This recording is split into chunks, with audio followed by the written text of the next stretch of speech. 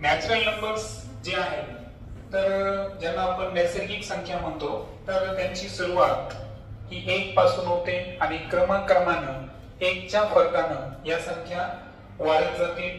Okay, म्हटल्यास आपण बाण न दाखवता तिथं डॉट्स न दाखवू. आणि तुम्हाला जर असा प्रश्न विचारला की 1 अंकी सर्वात लहान नैसर्गिक संख्या कोणती, तर त्याचा आन्सर येईल 1 अंकी सर्वात मोठी नैसर्गिक संख्या 9. ओके, या पद्धतीने तुम्ही लक्षात ठेवायचं. ठीक आहे, नॅचरल नंबर तुमच्या लक्षात आले. सेकंड जे आहे ते आहे होल नंबर्स. आता होल नंबर्स ज्याचा अर्थ आहे पूर्ण संख्या.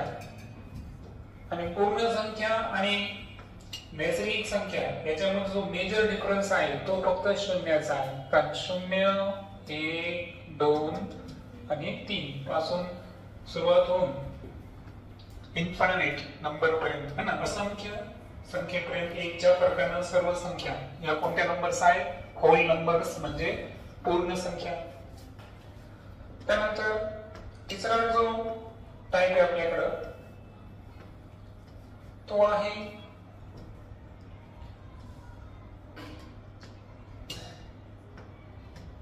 इंटिजर्स. आता इंटिजर्स म्हणजे कोणत्या संख्या? पूर्णांक संख्या. आता यामध्ये 2 प्रकारच्या संख्या आल्या, धन संख्या पण आल्या, ऋण संख्या पण आल्या आणि शून्य पण आलं. बरोबर. आता जसं की मी लेक्चरच्या मध्ये तुम्हाला म्हणलो होतो की आज आपल्याला आणखीन एक गोष्ट अभ्यासायची आहे आणि ती म्हणजे काय? Number line. आता नंबर लाईन काय आहे हे आपण पुन्हा एकदा समजून घेऊ. आता ही एक संख्या रेषा आहे, तिचं जे ओरिजिन आहे ते कुठून सुरू करायचं? 0 पासून, है ना, ज्याला आपण इंग्रजी अक्षर कोणे कन्सिडर करू. त्यानंतर पुढचा अंक असेल 1, 2, 3, 4 या पद्धतीनं. आता ही जे संख्ये रेषेचं शून्याच्या उजव्या बाजूला ज्या संख्या आहेत त्याला आपण धन एक्स ऍक्सिस म्हणू. काय म्हणू? धन एक्स ऍक्सिस. आणि हा एक्स ऍक्सिस जो आहे हा कसा आहे? ऋण x axis. Okay, negative x axis. आता पॉझिटिव्ह जे नंबर्स आहेत हे शून्याच्या कुठे आहे? राईट हँड साइडला. म्हणजे पॉझिटिव्ह एक्स ऍक्सिस वर जे नंबर्स आहेत ते सर्वचे सर्व काय आहेत? धन संख्या आहेत, म्हणजे ते पॉझिटिव्ह नंबर्स आहेत. कोणते नंबर आहे? पॉझिटिव्ह. आता मुळात पॉझिटिव्ह जे आहे त्यांना आपण +1, +2, +3, +4 असे हे नंबर्स आहेत. पण मुळात असं लिहायची गरज आहे का? नाही. संख्येमध्ये तुम्हाला माहित आहे की ऋण संख्येला आपल्याला स्पेशल साइन ने डिनोट करावं लागतं. बरोबर. परंतु ऋण संख्येला धन संख्येला डिनोट करायची गरज आहे का? नाही. म्हणजे जिथं कोणतं चिन्ह नाही त्याचा अर्थ तिथे कोणतं चिन्ह आहे? धन चिन्ह आहे असा त्याचा अर्थ आहे. मात्र शून्यापासून जेव्हा आपण 1 च्या फरकाने जाऊ तेव्हा ऋण 1, ऋण 2, ऋण 3, ऋण 4 याप्रमाणे जी संख्या आहे हा संख्येचा क्रम असेल. आता हे जे नंबर्स होते हे कोणते नंबर्स होते? Positive numbers. पॉझिटिव्ह नंबर्स म्हणजे काय? धन संख्या. बरोबर. आणि त्यानंतर जे 0च्या लेफ्ट हँड साइडला दिसतात ते जे नंबर्स आहेत ते कोणते नंबर्स आहेत? निगेटिव्ह नंबर्स आहेत. ओके, सो निगेटिव्ह नंबर्स जे आहेत त्यांना आपण काय म्हणू? ऋण संख्या. ओके. आणि त्यानंतर आहे 0. सो ओव्हरऑल सर्व पॉझिटिव्ह नंबर्स 0 आणि सर्व निगेटिव्ह नंबर्स यांचा समावेश आपण कशामध्ये करू? पूर्णांक संख्या म्हणजे इंटिजर्स मध्ये करू. तर इंटिजर्स संदर्भात जेव्हा आपण लेखन करू तर यामध्ये ऋण 4, ऋण 3, ऋण 2, 1 पासून तर सर्व जे पॉझिटिव्ह नंबर्स आहेत इनफायनाइट पर्यंत, म्हणजे ऋण 4 पासून ऋण 5 ते अनंत पर्यंत. आणि 1 2 3 4 हे जे धन संख्या आहे तिथून पण इन्फायनाइट नंबर, इन्फायनाइट म्हणजे काय, अमर्यादित. ओके, तिथपर्यंत सर्वच्या सर्व संख्या या काय आहेत, इंटिजर्स आहे. त्यानंतर संख्येचा जो चौथा प्रकार आहे तो आहे रॅशनल नंबर्स. आता हे जे रॅशनल नंबर्स आहेत यांचं वैशिष्ट्य काय आहे, तर रॅशनल नंबर जे आहेत हे P/Q या स्वरूपामध्ये आपण लिहितो. जसं की समजा मी आपण अंशामध्ये काय लिहिलं, मी P आणि छेदामध्ये काय लिहिलं, Q. तर P/Q या स्वरूपामध्ये जे नंबर आपण लिहितो ते कोणते नंबर्स आहेत, रॅशनल नंबर्स आहेत. रॅशनल नंबर धन असू शकतात, है ना, निगेटिव्ह असू शकतात, पॉझिटिव्ह असू शकतात. त्यानंतर अंश आणि छेद म्हणजे अपूर्णांक फ्रॅक्शनच्या स्वरूपामध्ये सुद्धा असू शकतात.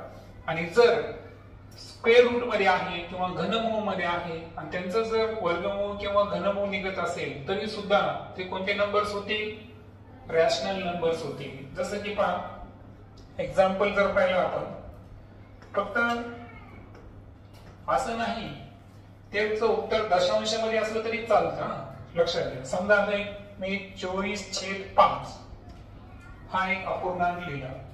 ओके, आता 24/5 हा जो अपूर्णांक मी लिहिला यामध्ये भाग दिला मी 5/20, 4 40, 5 40, आन्सर किती आलं, 4.8. मग हे आवर्ती आहे का, नाही. दॅट्स वाय ते आवर्ती नाही, म्हणून हा जो फ्रॅक्शन आहे हा फ्रॅक्शन कोणता नंबर आहे, रॅशनल नंबर आहे. कोणता नंबर आहे, रॅशनल नंबर आहे. ओके, त्यानंतर जर मी इथं वर्गमुळात 16 लिहित आहे, वर्गमुळात 16 ची किंमत किती आहे, 4. याचा अर्थ हा कोणता नंबर आहे, रॅशनल नंबर आहे. त्यानंतर ऋण 1/2 याचं जर आपण आन्सर फायनलाइज केलं तर ते येईल ऋण 0.5, जे की आपल्याला संख्या रेषेवर दाखवता येतं. आणि तो आवर्ती आहे का, नाही. आणि that's why it is a rational number. Okay, so आणि लक्षात घ्या की सर्व नॅचरल नंबर्स जे आहेत, सर्व रॅशनल नंबर काय असतात, होल नंबर असतात. लक्षात आलं का, पण प्रत्येक होल नंबर हा नॅचरल नंबर आहे का, नाही. त्यानंतर प्रत्येक नॅचरल नंबर हा इंटिगर आहे, प्रत्येक होल नंबर हा सुद्धा इंटिगर आहे. मात्र प्रत्येक इंटिगर हा होल नंबर किंवा नॅचरल नंबर असू शकतो का, नाही. क्लिअर. त्यानंतर प्रत्येक नॅचरल नंबर हा रॅशनल नंबर आहे, प्रत्येक होल नंबर हा रॅशनल नंबर आहे, प्रत्येक इंटिगर हा सुद्धा काय आहे, रॅशनल नंबर आहे. पण प्रत्येक रॅशनल नंबर हा नॅचरल, होल किंवा इंटिगर असू शकतो का, नाही. म्हणजे याचा अर्थ जर आपण क्रम लावला तर समजा हा नॅचरल नंबरचा वर्तुळ आहे, बरोबर आहे का. हा कशाचा वर्तुळ घेतला मी, नॅचरल नंबरचा वर्तुळ घेतला. तर होल नंबर कसा येईल, त्याच्यापेक्षा थोड्या जास्त संख्या त्याच्यामध्ये आहे, म्हणजे इथं त्याला आपण होल नंबर घेऊ, बरोबर. मग होल नंबर नंतर काय होईल बरं, कोणत्या संख्या घेऊ आपण, इंटिगर्स, बरोबर आहे का. आणि त्याच्यानंतर अजून जर वेगळं घ्यायचं असेल आपल्याला तर इंटिगर पेक्षा काय असेल इथं, रॅशनल नंबर. लक्षात आलं का. म्हणजे हे थोडं ग्राफच्या मदतीने तुमच्या लक्षात येईल की सुरुवातीला जे आपण घेतलं होतं हे कोणते नंबर होते, नॅचरल. त्यापेक्षा जास्त विस्तृत कोण होते, होल नंबर्स. त्यापेक्षा जास्त विस्तृत हे कोणते नंबर्स आहेत, इंटिगर्स. आणि त्याही पेक्षा जास्त कोण आहेत, रॅशनल नंबर्स. तसं हे रॅशनल नंबर्स बद्दल आपण बोललो.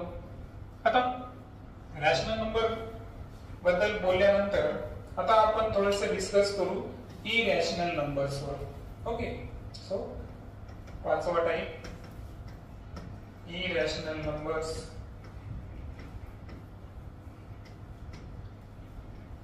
आता ज्या अपरिमेय संख्या आहेत इरॅशनल नंबर्स, तर जसं की एक्झाम्पल जर घेतलं आपण √2 त्यानंतर √5 ह्या ज्या संख्या आहेत, तर यांना जेव्हा आपण भाग देऊ किंवा याचं स्क्वेअर रूट काढू तर ते परफेक्ट निघतं का?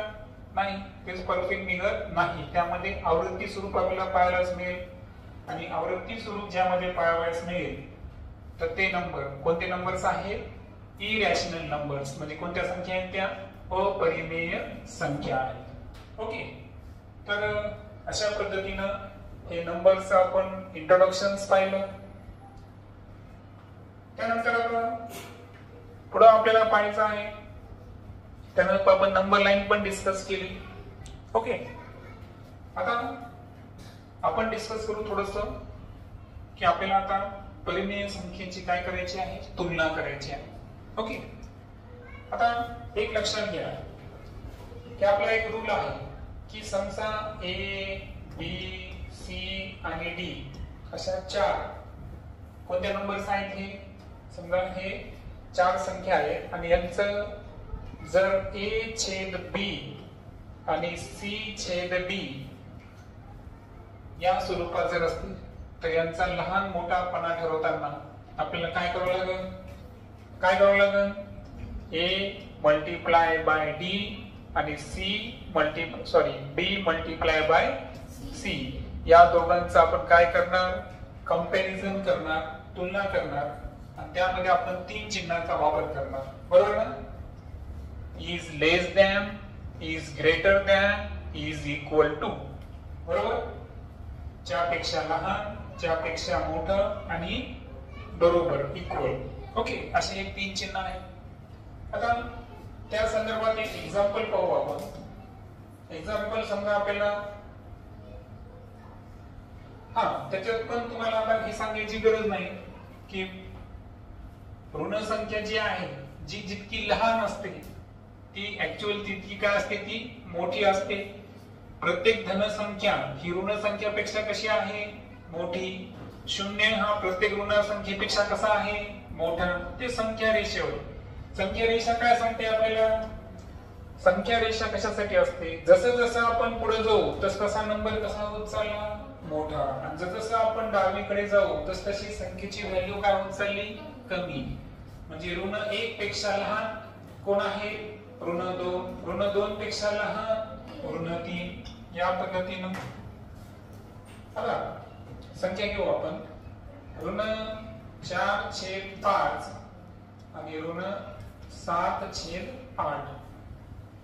आता या दोन संख्येमध्ये आपल्याला काय करायचं आहे? लहान मोठापणा ठरवायचा आहे. ओके, सो चिन्ह लक्षात आले की इज लेस दॅन. कसं प्रोनाउन्सिएशन करायचं असं? Is less than. त्यानंतर याचं is greater than. Is greater than आणि बरोबर चिन्हासाठी इज इक्वल टू. असे हे 3 रेफरन्स आपल्याला वापरायचे आहेत. तर पहा, ऋण 4/5 आणि ऋण 7/8. फॉर्म्युला काय आपला? a इंटू डी आणि b इंटू सी. या फॉर्मॅट मध्ये आपल्याला कंपॅरिझन करायचं आहे. आता हे करत असताना ऋण चिन्ह आपल्याला दोन्ही ठिकाणी आलेले आहे. आणि तुम्हाला एक सांगतो, ऋणाचं एक वैशिष्ट्य घ्यायचं. वैशिष्ट्य लक्षात ठेवा. पहा, ऋण a छेद b याला आपण ऋण a छेद b किंवा a छेद ऋण b या तिन्ही फॉर्मॅट मध्ये लिहू शकतो. काही फरक पडणार आहे का संख्येवर? तुम्ही मध्ये वापरता का न्यूमरेटर म्हणजे अंशामध्ये वापरता का डिनोमिनेटर छेदामध्ये वापरता? लक्षात आलं? आता एक लक्षात घ्या, फ्रॅक्शन. फ्रॅक्शन मध्ये जो अंश असतो त्याला इंग्रजीमध्ये काय म्हणतात? न्यूमरेटर. काय म्हणतात? न्यूमरेटर. आणि जो छेद आहे त्याला काय म्हणतो आपण? डिनोमिनेटर. काय म्हणतो? डिनोमिनेटर म्हणजे छेद. है ना? फ्रॅक्शन या स्वरूपामध्ये असतं. मग निगेटिव्ह समजलं? कुठे असू द्या, बरोबर. पण मॅक्झिमम स्टँडर्ड पद्धतीमध्ये आपण काय करतो? या दोघांच्या मध्ये जो चिन्ह आहे त्याच्या एक्झॅक्ट समोर लिहिलेलं चांगलं असतं. बरोबर, हे ट्रेंड लक्षात ठेवायचं. सो दॅट्स वाय ऋण 4 मायनस 4 इंटू किती घेणार आपण 8 आणि त्यानंतर किती येणार ऋण 7 इंटू 5 किती होतील मायनस 32 किती मायनस 35. आता संख्या रेषेवर आपल्याला माहित आहे की ऋण संख्या जितकी लहान तितकी ती काय असते मोठी असते. दॅट्स वाय मला सांगा मायनस 32 आणि मायनस 35 या दोन्हीमध्ये कोणती संख्या जी आहे कोणता नंबर जे आहे तो ग्रेटर नंबर असेल मोठा अंक मायनस 32. मग सांगा फर्स्ट सेकंड थर्ड कोणतं चिन्ह वापरणार आपण सेकंड. काय आहे त्या चिन्हाचं नाव is greater than. So minus 32 is greater than minus 35 and that's why इथं आपल्याला घालायचंय का नाही. आपल्याला यांचं कंपॅरिझन सांगितलं होतं का आपल्याला या दोन फ्रॅक्शनचं कंपॅरिझन सांगितलं होतं and that's why minus 4/5 is greater than minus 7/8. Okay. So या पद्धतीने आपण जे रॅशनल नंबर्स आहेत त्यांचं काय करू शकतो कंपॅरिझन है ना. मग त्याच्यामध्ये तुम्हाला कधी कधी 3-4 संख्या पण असतात पहा जसं तुम्हाला एनएमएस मध्ये वगैरे झालं की नाही त्यामध्ये तुम्हाला इन्क्रीजिंग ऑर्डर किंवा डिक्रीजिंग है ना असेंडिंग डिसेंडिंग लावायचं असतं चढता क्रम आणि उतरता क्रम.